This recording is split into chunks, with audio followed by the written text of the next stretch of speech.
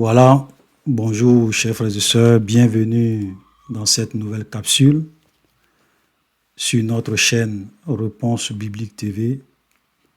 Aujourd'hui, nous allons répondre à une question. Est-ce que tous les chrétiens doivent être riches? Est-ce que c'est normal qu'un chrétien soit pauvre? Parce que la Bible nous dit, puisque la Bible nous dit dans 2 Corinthiens chapitre 8, le verset 9, car vous connaissez la grâce de notre Seigneur Jésus-Christ, qui pour vous s'est fait pauvre, de riche qu'il était, afin que par sa pauvreté, nous fussions enrichis. Voilà, donc, qu'est-ce que nous pouvons dire de ce verset? Donc, on va expliquer ça tout à l'heure, mais avant de rentrer dans le vif de notre sujet du jour, je voulais répondre rapidement à une sœur qui nous a envoyé, je ne sais pas si c'est une sœur ou bien si c'est un frère, en tout cas, une personne qui nous a envoyé un message sur WhatsApp à la suite de notre première vidéo sur les révélations venant des esprits des morts, et qui nous a écrit ceci. Voilà, c'est par rapport à votre vidéo, bon, je laisse les autres points, c'est par rapport à votre vidéo de ce jour concernant ce qu'un mort peut nous parler. Je suis vraiment resté sur ma faim, ok? Parce que j'ai un cas qui s'est passé où c'est un membre très proche d'ailleurs, déjà décédé, qui s'est saisi de ma sœur, et c'est lui qui parlait. Il y a eu des événements concrets qui se sont réalisés, et cela s'est passé au moins à 2 reprises. Donc, dans ce cas, si nous partons du fait que Dieu est souverain et peut se saisir de n'importe quel moyen, qu'est-ce que nous devons penser de ce cas? Merci bien, j'attends une réponse. Voilà. Donc voilà ce que cette personne-là nous a dit dans son écrit. J'aimerais encore ici, avec l'aide du Seigneur, vous affirmer de façon très claire, sans aucune ambiguïté. Ok? Toute manifestation où des gens tombent en transe, où des gens sont possédés par l'esprit d'un mort, d'une personne qui est décédée, et ils viennent vous parler, vous dire des choses, vous donner des révélations, vous donner des paroles qui se réalisent même de façon concrète. Ok? Ce sont des manifestations et des choses diaboliques. J'insiste là-dessus. Démoniaques et diaboliques. Quelqu'un qui peut être possédé par l'esprit d'un mort et qui parle. Tout ça, ça vient du diable. Ça ne vient pas de Dieu.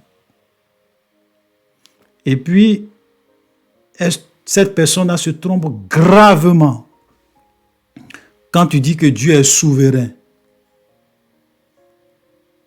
Mais Dieu est souverain. Mais Dieu ne peut pas aller contre sa parole. Dieu est souverain. Dieu ne peut pas lui-même permettre à ce que des hommes violent ce qu'il a interdit dans sa parole. Voilà. C'est un peu comme quelqu'un qui se lève, qui dit non,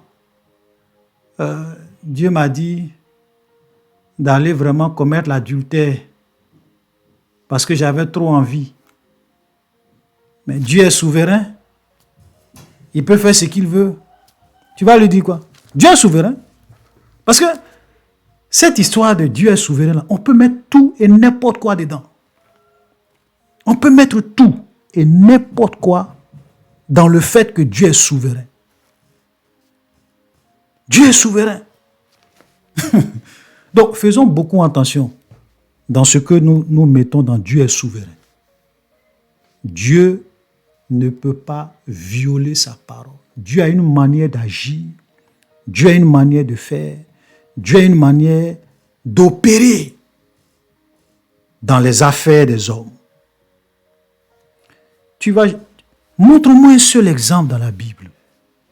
Montre-moi un seul exemple où quelqu'un a été possédé par l'esprit d'un mort et qui a parlé, qui a prophétisé, qui a donné des révélations. Par exemple, l'apôtre Jean possédé par l'esprit de Moïse pour donner des révélations. Vous avez vu ça où?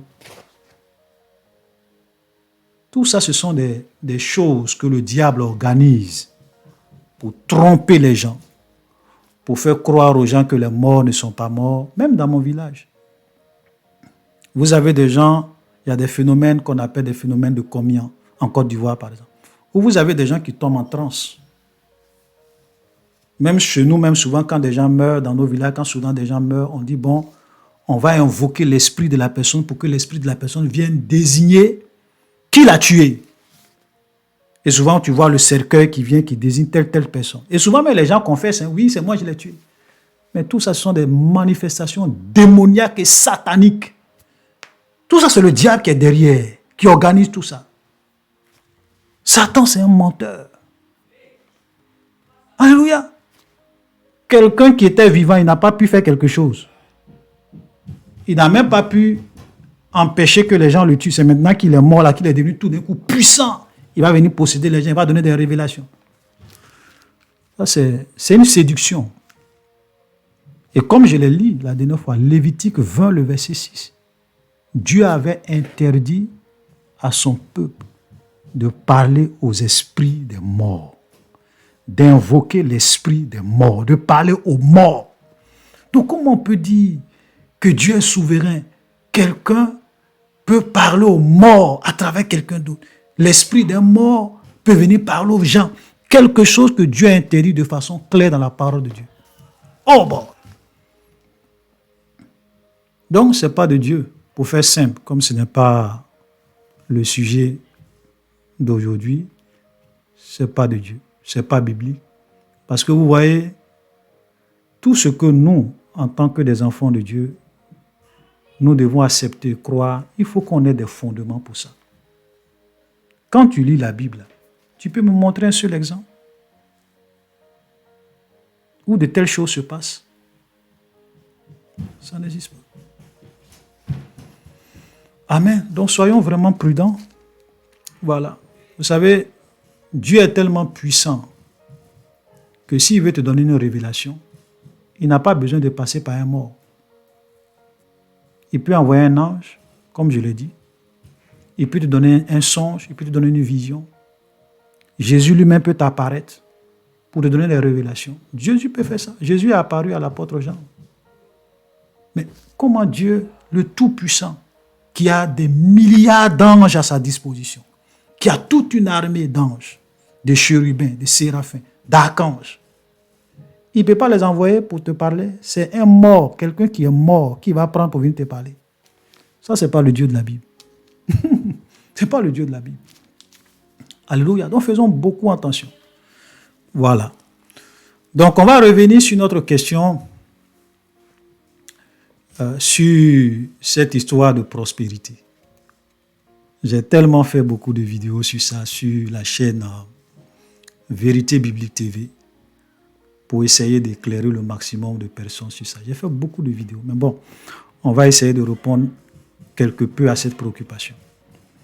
La première des choses que je voulais dire, Padre, il faut que ça soit clair dans l'esprit des gens. Vous savez, tu peux être un vrai chrétien et être riche. Tu peux être un disciple de Jésus et être riche matériellement, financièrement. Il n'y a rien de mal en cela. Amen. Même Jésus avait un disciple. Voilà. Lorsque Jésus est mort, Jésus avait un disciple qu'on appelait Joseph. C'est vrai qu'il ne faisait pas partie des 12 disciples, mais des gens qui suivaient ses enseignements, qui croyaient en son message. Et quand Jésus est mort, la Bible dit Joseph d'Arimathée est venu. C'était quelqu'un de très riche. Il était riche, la Bible le mentionne. C'est lui qui est venu demander le corps de Jésus à Pilate pour aller le mettre dans un sépulcre. Disciple de Jésus riche. Donc la richesse, ce n'est pas quelque chose de mauvais. Quand vous regardez par exemple dans la Bible, il y avait des grands hommes de Dieu qui étaient très riches. Abraham était riche, Isaac était riche, Jacob était riche. Amen. Voilà. Même Salomon. Qui a rendu Salomon riche? La Bible dit qu'il n'y a pas quelqu'un qui a été riche comme Salomon, ni avant ni après, en termes de richesse. Salomon. C'est Dieu qui a... Salomon même n'a même pas demandé la richesse à Dieu, il a simplement demandé la sagesse. Et Dieu dit, bon, comme tu m'as demandé seulement la sagesse, moi, Dieu, je décide de te rendre riche, prospère matériellement. Tu seras le roi le plus riche de toute l'histoire d'Israël. Voilà. Mais quand on enseigne la parole de Dieu, il faut rester dans les limites de la vérité. Il faut rester dans les limites de ce qui est biblique. Il faut présenter toute la vérité aux gens. Parce que dans cette même Bible, il y a des gens qui étaient de grands serviteurs de Dieu, qui étaient grands et qui étaient pauvres. Je vous donne par exemple l'exemple de Jean-Baptiste. Jésus dit de Jean-Baptiste, écoutez très bien, nous allons lire cela. Nous allons lire cela, parce que c'est souvent très important de lire les Écritures pour que les gens puissent comprendre ce que nous disons. Matthieu chapitre 11, le verset 11. Je vous le dis en vérité, parmi ceux qui sont nés de femmes, il n'y a point paru de plus grand que Jean-Baptiste. Je m'arrête là. Au moment où Jésus parlait, il dit de tous ceux qui sont nés de femmes, que ce soit Moïse, que ce soit Élie, que ce soit Élisée, que ce soit Salomon, il n'y a pas paru de plus grand que Jean-Baptiste. Vous comprenez? Mais ce Jean-Baptiste, quand vous lisez le chapitre 3, ce qu'on dit de Jean-Baptiste, Matthieu chapitre 3, verset 4, Jean-Baptiste avait un vêtement de poil de chameau, une ceinture de cuir autour d'elle. Il se nourrissait de sauterelles et de miel sauvage. Quelqu'un qui mange des miels sauvages, il est riche. Quelqu'un qui se nourrit de sauterelles, il est riche. Et Jean-Baptiste même vivait dans le désert. Pauvre.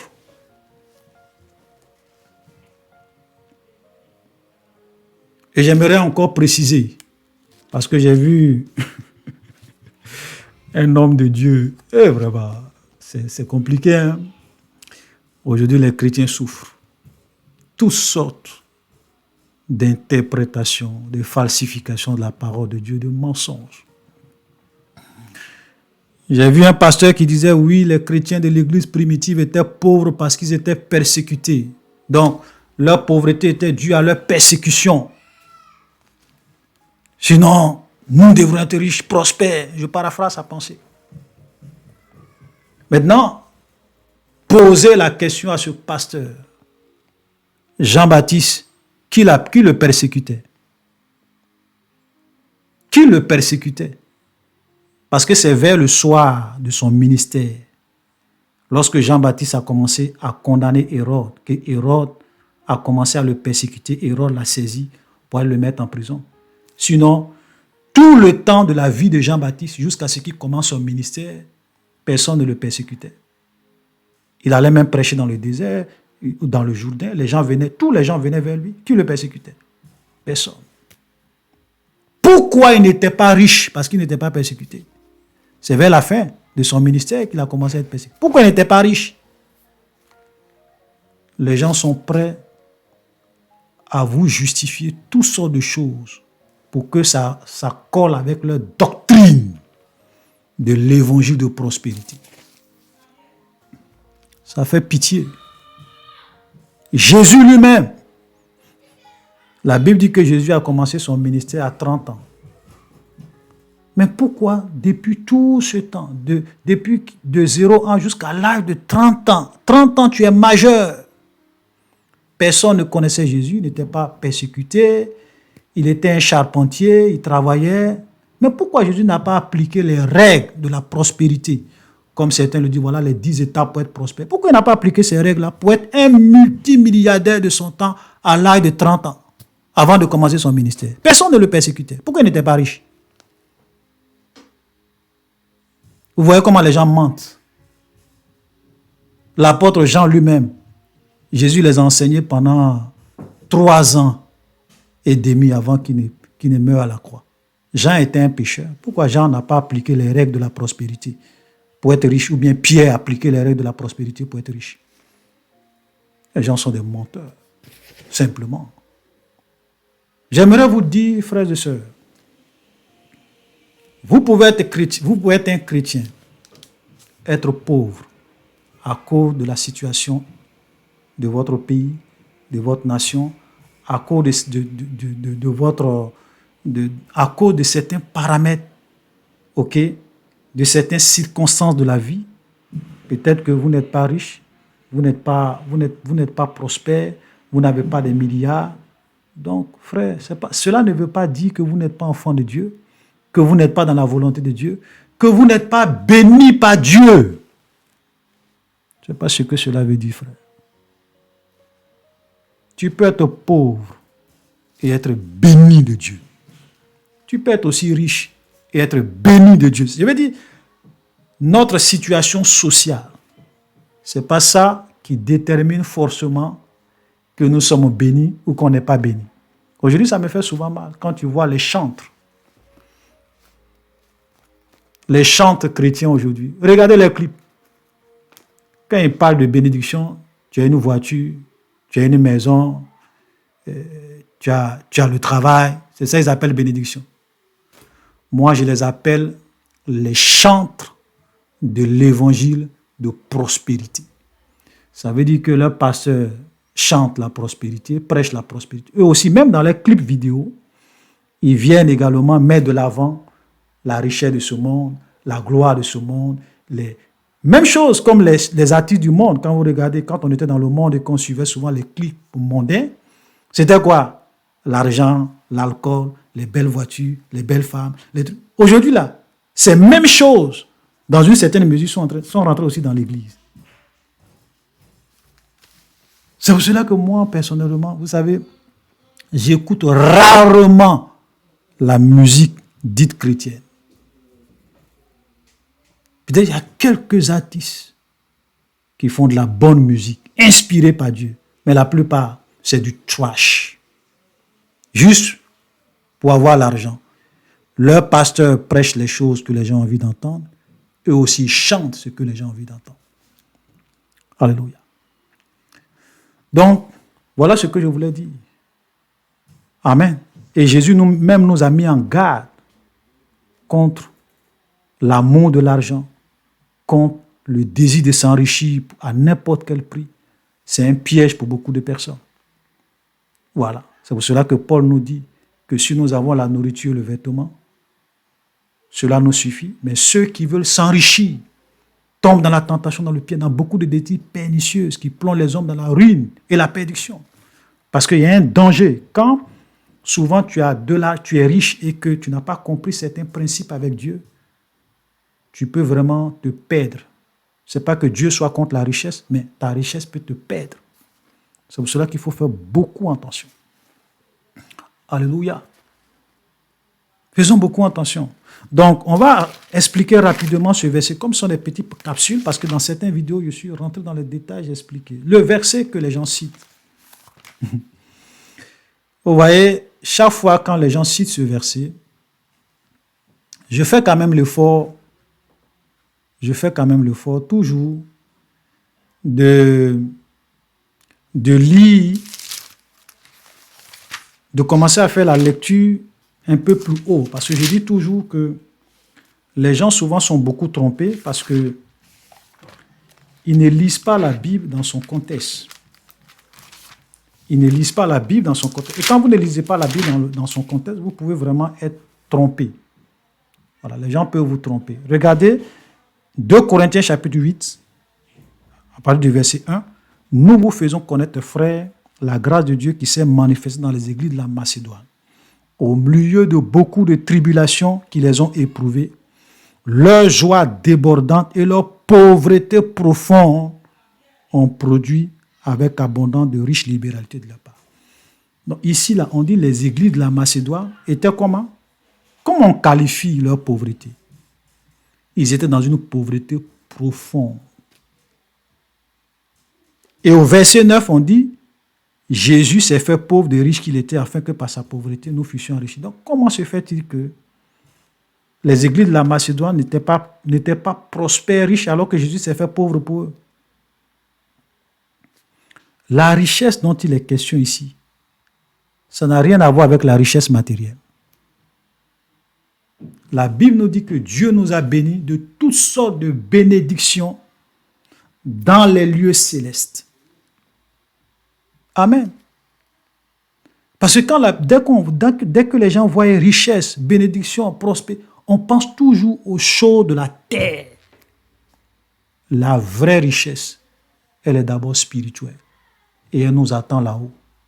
Maintenant, étant sur cette terre, si tu es dans un pays où tu as des opportunités, tu peux faire des affaires, tu peux faire des études, pour réellement être prospère, être riche, faire des entreprises, Dieu n'est pas contre ça, de façon honnête, Dieu n'est pas contre ça. Quelqu'un qui est riche de façon honnête, pourquoi Dieu va l'en vouloir? Non. Mais venir dire que tous les chrétiens doivent être riches, que si tu n'es pas riche, tu n'es pas dans la volonté de Dieu. Si tu n'es pas riche, c'est un mensonge du diable. C'est un mensonge, c'est une hérésie. Un chrétien peut être riche, un chrétien peut être pauvre. Ça dépend. Alléluia. Et même, je vais même vous choquer en disant quelque chose. Tous ces pasteurs qui, tous les jours, dans leur église, vous partez, qui vous chantent la prospérité. Vous allez dans leur église. Premièrement, eux-mêmes, ils ne sont pas riches, la plupart. Et même quand ils sont riches, c'est à cause de l'argent des pauvres. De deux, 90% de leurs fidèles sont pauvres. Sont pauvres. Je vais vous dire, ce n'est pas parce que tu as une voiture, tu as un travail, tu arrives à payer ta maison, à te nourrir, que tu es riche. Tu es un pauvre. Même moi-même qui vous parle, je suis un pauvre. Parce qu'un riche, quelqu'un qui est riche, il peut vivre pendant 20 ans sans travailler. Il peut vivre pendant 30 ans sans travailler. Il peut vivre jusqu'à la fin de ses jours sans travailler. La plupart de ces gens qui vont dans ces églises-là, si on les renvoie de leur travail, d'autres auront peut-être 1 an pour vivre de leurs économies. D'autres peut-être 2 ans, d'autres peut-être 3 ans. Peut-être maximum 5 ans pour certains. Après, ils tombent dans la précarité. C'est ça que vous appelez vous êtes riche? Qu'est-ce que vous appelez être riche dans ce monde? Vous êtes des pauvres. La classe moyenne est une classe pauvre. Si vous ne le savez pas, je vais vous dire. Parce que même parmi les pauvres, il y a différentes catégories de pauvreté. Parmi les riches aussi, il y a différentes catégories de richesse. Donc tous ces chrétiens, voiture à crédit, maison à crédit, ils vivent souvent même quand on ne paye pas les salaires, 2 mois, 3 mois, ça ne va pas, le monsieur s'en sort pas. C'est ça que vous vous appelez, vous êtes riche? Toi-même qui m'écoutes, si on te renvoie de ton travail aujourd'hui, pendant 1 an, tu peux vivre de tes économies, pendant 10 ans sans travailler. Tu es un pauvre. Voilà. Donc que les gens arrêtent de vous tromper.